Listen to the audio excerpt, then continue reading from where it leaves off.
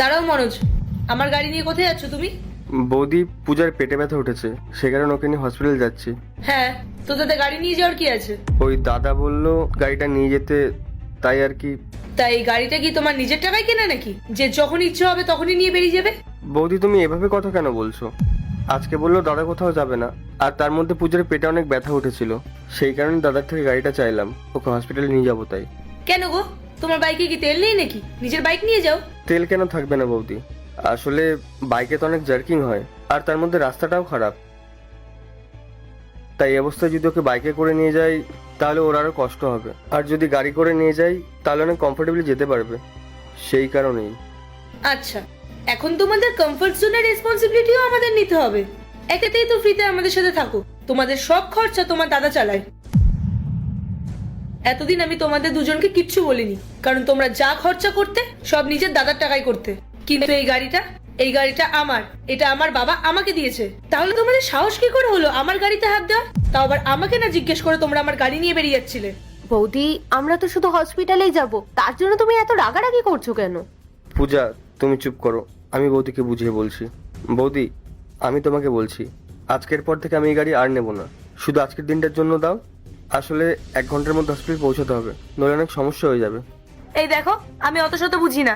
এতই যদি হসপিটাল যাওয়ার হয় তাহলে হয় নিজের বউকে ক্যাবে করে নিয়ে যাও, আর নাহলে নিজের ওই বাইকে করে নিয়ে যাও। আমার গাড়ি আমি দেব না। জানো তো মনোজ, দোষটা রাহুলেরই। রাহুলই তোমাদের এই দুটোকে মাথায় তুলে রেখেছে। আচ্ছা, তোমার যদি নিজের ওয়াইফকে কমফোর্টেবল ভাবে নিয়ে যেতে হয় হসপিটালে, তাহলে তুমি একটা গাড়ি কিনে নাও না।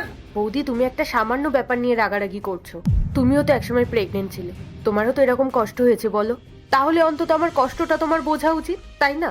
দেখেছো মনোজ, তোমার বউ আমার সাথে কিভাবে তর্ক করছে? আমি এই জন্যই আমার গাড়িটা দিতে চাইছিলাম না। তোমার বই নাকি পেইন হচ্ছে, কই তর্ক করার সময় কোনো ব্যথা হচ্ছে না? তোমরা প্লিজ এবার একটু শান্ত হও, ঝামেলা করো না। পূজার হয়ে আমি তোমার কাছে ক্ষমা চাইছি।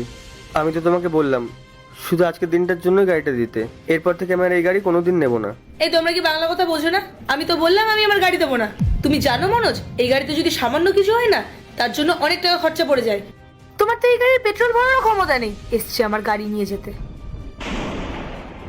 দেখো মনোজ, আমি অনেক সহ্য করেছি, কিন্তু আমি আর সহ্য করব না। আমার গাড়ি আমি তোমাদেরকে আর দেবো না। বৌদি, আজকে যে আমাদের কাছে গাড়ি নেই, সেটা কিন্তু শুধুমাত্র তোমাদের জন্য।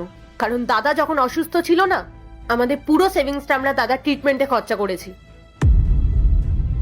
আর সেই সময় যদি আমরা দাদার ট্রিটমেন্টে ওই টাকাগুলো খরচা না করতাম না, তাহলে আজ কিন্তু তোমাদের মতো একটা গাড়ি আমাদের কাছেও থাকতো। ও হ্যালো, তুমি হয়তো ভুলে যাচ্ছ যে তোমার হাজবেন্ডের ছোটবেলা থেকে সমস্ত খরচা আমার হাজবেন্ড চালাতো, ইভেন এখনো চালায়। তোমাদের খুব টাকার অহংকার হয়ে গেছে না?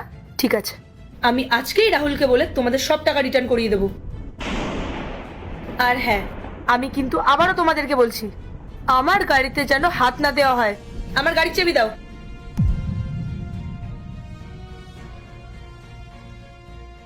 এ কি মনোজ, তুই এখনো গেলি না হসপিটালে, আর গাড়ির চাবিটা ফেরত দিয়ে দিলি কেন? না দাদা, সেরকম কোনো ব্যাপার না। একদম মিথ্যে কথা বলবি না, আমি তোর দাদা হই, আর আমি পাশ থেকে সবকিছু শুনে নিয়েছি। আর পায়েল, তুমি কোন সাহসে ওর কাছ থেকে গাড়ির চাবিটা কেড়ে নিলে? আমি ওকে গাড়ির চাবিটা এই কারণেই দিয়েছি যাতে ও তাড়াতাড়ি করে পূজাকে ডাক্তারখানায় নিয়ে যেতে পারে। আর